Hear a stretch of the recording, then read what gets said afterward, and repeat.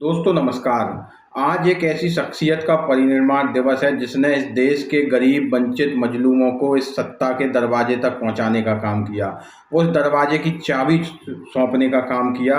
उस राजनीति के बेमिसाल सितारे काशीराम साहब का आज परिनिर्वाण दिवस है, जिन्होंने अपनी ज़िंदगी दांव पर लगाकर इस देश के तमाम बहुजनों को एकत्रित करने का ज़िंदगी भर काम किया और इस देश की सत्ता तक पहुंचाने का रास्ता उनको दिखलाने का काम किया और ये बतलाया कि इस देश के गरीब, वंचित, मजलूम, मजदूर लोग भी, इस देश के दलित लोग भी, पिछड़े लोग भी, आदिवासी लोग भी इस देश की सत्ता तक पहुंच सकते हैं। वो अपने ऊपर हो रहे शोषण के खिलाफ इस देश की सत्ता में भागीदार बनकर उस शोषण को रोक सकते हैं। ये बात उन्होंने सिखलाने का काम किया।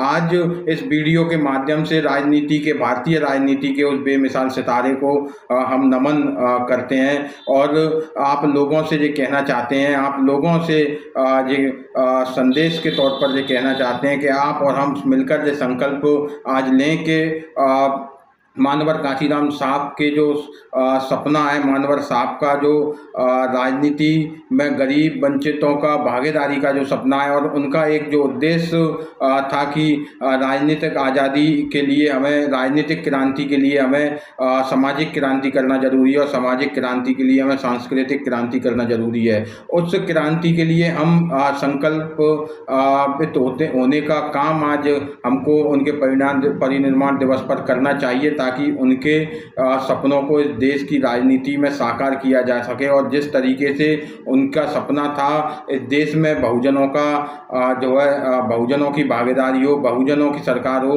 देश में, उत्तर प्रदेश में तो ऐसा संभव होगा, लेकिन देश के संदर्भ में, राष्ट्र के संदर्भ में ये कब संभव होगा? ये जब ही संभव होगा जब उनके पद चिन्हों पर चलने का हम काम करेंगे। वो शख्सियत जो एक अच्छी नौकरी करते थे, डीआरडीओ में साइंटिस्ट थे और अपना अच्छा पूरा जीवन जी सकते थे, अपने बच्चों को पाल सकते थे, अपना परिवार बना सकते थे, लेकिन उन्होंने जो है बाबा साहब के रास्ते को चुना, उस संघर्ष के रास्ते को चुना जिस संघर्ष में बाबा साहब ने अपनी औलादों को कुर्बान किया था, ताकि देश के दलित, वंचित वर्ग को, पिछड़े वर्ग को अधिकार मिल सकें। वो बाबा साहब के पद चिन्हों पर उन्होंने चलने का काम किया।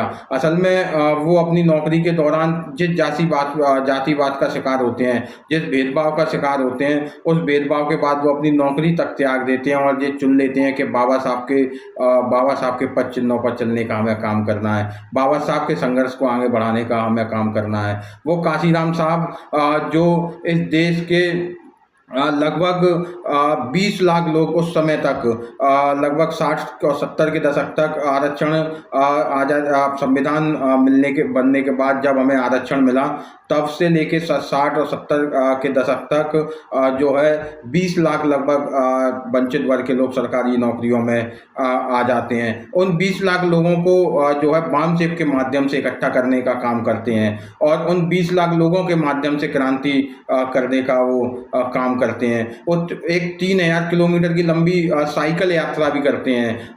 वामसेप के अतिरिक्त वो जो है DS-4 का भी निर्माण करते हैं। असल में एक दायरा सरकारी नौकरों का होता है, सरकारी कर्मचारियों का होता है। वो किसी क्रांति में हिस्सेदार नहीं हो सकते, किसी राजनीतिक मूवमेंट में हिस्सेदार नहीं हो सकते, इसलिए DS-4 बनाते हैं और जो उसमें ऐसे लोगों को जोड़ने का काम करते हैं जो क्रांति में हिस्सेदार हों, जो न्याय की लड़ाई में हिस्सेदार हों। और वामसेप और DS-4 की ताकत से वो देश में राजनीति की नई क्रांति ला देते हैं। ये सपना देश के लोगों को दिखा देते हैं, दलितों को, पिछड़ों को, आदिवासियों को, मुसलमानों को, कि आप लोग भी देश के शासक बन सकते हैं। जो आपने हजारों सालों से गुलामी सही है, जो आपने हजारों सालों से इस देश के अंदर जो है शोषण सहा है, आप उससे स्वतंत्र हो सकते हो। असल में उनका पूरे जीवन में उनका एक उद्देश्य इस देश में बहुजनों के लिए राजनीतिक क्रांति था, और वो राजनीतिक क्रांति वो मानते थे कि जब ही संभव होगी जब सामाजिक क्रांति होगी। जब सामाजिक क्रांति वो मानते थे जब ही संभव होगी जब सांस्कृतिक क्रांति होगी। उस सांस्कृतिक क्रांति को स्थापित करने के लिए उन्होंने जीवन पर्यंत काम किया और इसी के तहत उन्होंने बाबा साहब के दर्शन पर मेले लगाना चालू किए। एक साथ एक बार तो 9 राज्यों में इकट्ठे मेले लगाए गए। उनका मानना था कि इस सांस्कृतिक क्रांति से, इन सांस्कृतिक आयोजनों से बाबा साहब का दर्शन जन जन तक पहुँचे और वो इस बाबा साहब के दर्शन को देखकर, समझकर, पढ़कर जो है इस देश में बहुजनों की जो राजनीतिक क्रांति होनी है उसमें भागीदार बने, सामाजिक क्रांति जो होनी है उसमें भागीदार बने।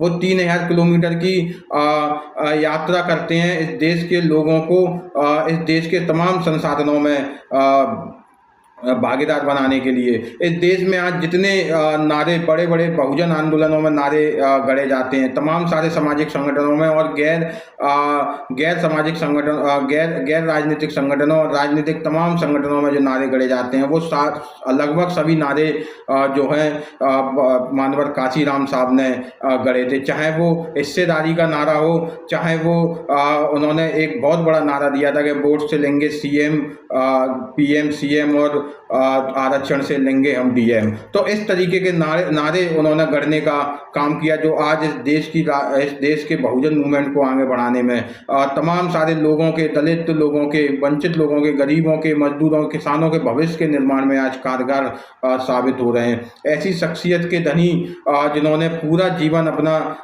गरीब वंचितों की सेवा के लिए लगा दिया और उनकी राजनीतिक स्थापना के लिए लगा दिया। आज इस वीडियो के माध्यम से ऐसे महान शख्सियत को, उस राजनीति के बेमिसाल सितारा जो देश के तमाम गरीब वंचितों का मसीहा है, दलितों का मसीहा है, पिछड़ों का मसीहा है, उनको आज इस वीडियो के माध्यम से हम क्रांतिकारी सलाम करते हैं, उनको नमन करते हैं। और जो एहसान है काशीराम साहब का कि उन्होंने सोती हुई कौम जो इस देश के अंदर थी, जिसका शोषण हो रहा था, जिसका जातिगत भेदभाव हो रहा था, उसको जगाने का काम किया।